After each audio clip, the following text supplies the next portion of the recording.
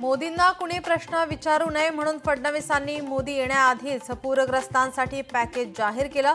संजय राऊत यांचा आरोप, थातुरमातुर घोषणा करून शेतकऱ्यांच्या हाती भोपळा पण नाही, राऊतांची टीका।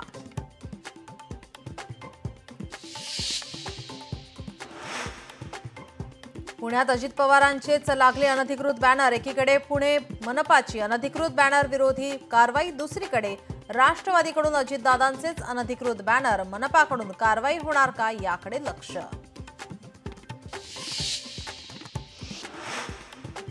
नागपुरात ओबीसी संघटनांचा आज मोर्चा। विजय वडेट्टीवारांच्या उपस्थितीमध्ये मोर्चा। सकाळी 11 वाजता होणार मोर्चाला सुरुवात।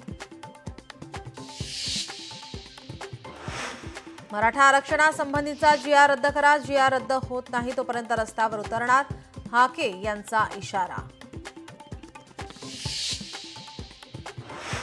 जातीचं राजकारण करू नका, मंत्री विखे पाटलांचा ओबीसी नेत्यांना सल्ला। जरांगेंच्या तब्येतीची विचारपूस करण्यासाठी भेट घेतली, आरक्षणावर चर्चा नाही, मंत्री राधाकृष्ण विखे पाटलांचं स्पष्टीकरण।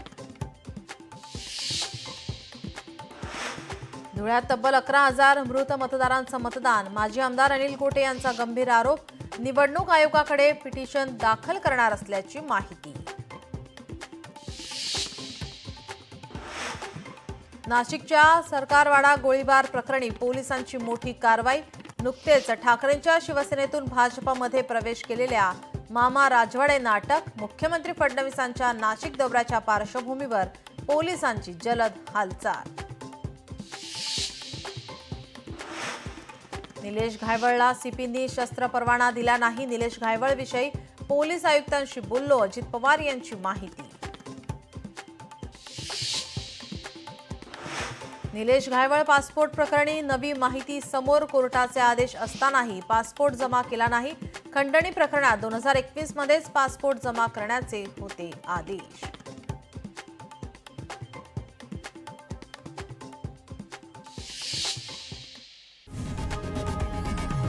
लोकशाही मराठी ऐका, पहा, जागरूक रहा।